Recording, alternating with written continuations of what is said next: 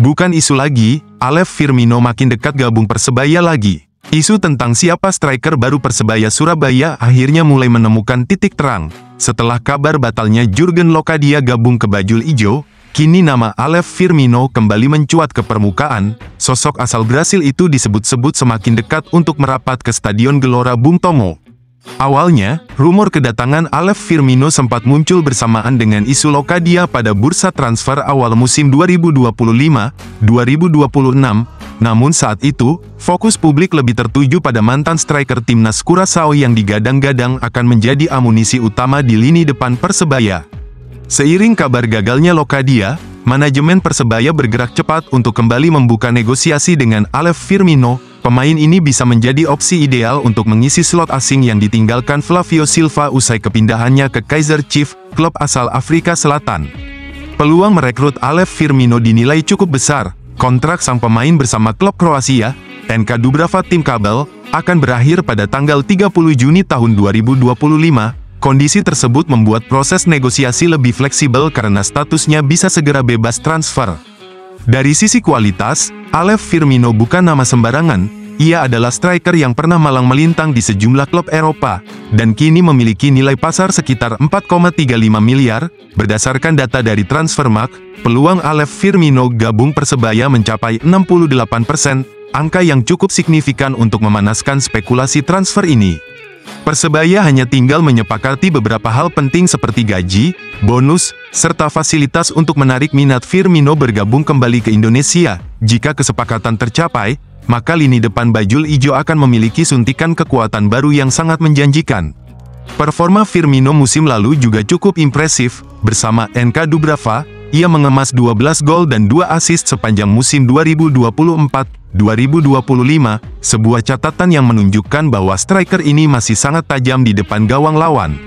Kini pertanyaannya, akankah Persebaya benar-benar membawa pulang Alev Firmino dan menjadikannya solusi setelah gagalnya transfer Locadia? Dengan peluang besar dan kebutuhan mendesak di lini depan, semua mata tertuju pada langkah selanjutnya dari manajemen Persebaya. AFF versus PT LIB, siapa yang bohong? Klub Indonesia absen di ACC Shopee Cup 2025-2026.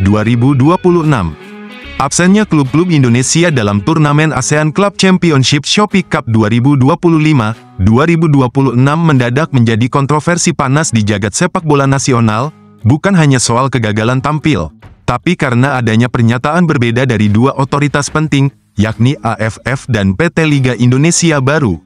Situasi makin membingungkan setelah AFF melalui rilis resmi Shopee Cup menyebut bahwa Indonesia tidak menyerahkan formulir pendaftaran hingga batas akhir yang ditentukan. Hal tersebut membuat klub-klub dari tanah air tidak masuk dalam undian resmi dan secara otomatis tidak bisa berpartisipasi dalam kompetisi. Namun, pernyataan itu langsung dimentahkan oleh Direktur Utama PT LIB, Ferry Paulus. Dalam keterangan resmi yang disampaikan dalam konferensi pers di Jakarta, Ferry menegaskan bahwa Indonesia sebenarnya sudah mengirimkan 2 perwakilan klub. Kami sudah mendaftarkan Persebaya dan Malut United, tapi AFF tidak bisa menerima karena mereka menginginkan wakil dari peringkat 1 dan 2, jelas Ferry Paulus. Pernyataan Ferry mengindikasikan bahwa sebenarnya ada niat dan upaya dari pihak Indonesia untuk berpartisipasi, tapi karena regulasi dari AFF, klub yang didaftarkan tidak memenuhi syarat klasemen, sehingga ditolak.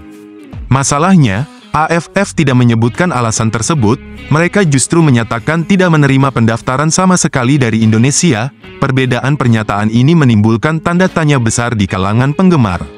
Apakah benar tidak ada formulir yang dikirim, atau memang yang dikirim tidak sesuai kriteria? Situasi ini seolah menunjukkan ada miskomunikasi serius antara federasi regional dan pengelola liga domestik.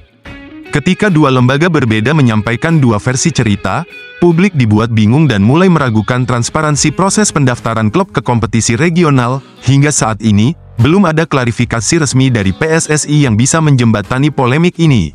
Kekecewaan pun muncul dari para pecinta sepak bola Indonesia. Banyak yang berharap klub seperti Persebaya dan Malut United bisa bersaing di pentas ASEAN dan mengangkat nama baik tanah air di level regional. Namun kini, peluang itu pupus karena polemik administratif yang belum jelas duduk perkaranya. Ketika federasi dan operator liga tidak satu suara, yang menjadi korban adalah klub dan para supporter yang ingin menyaksikan timnya tampil di level lebih tinggi.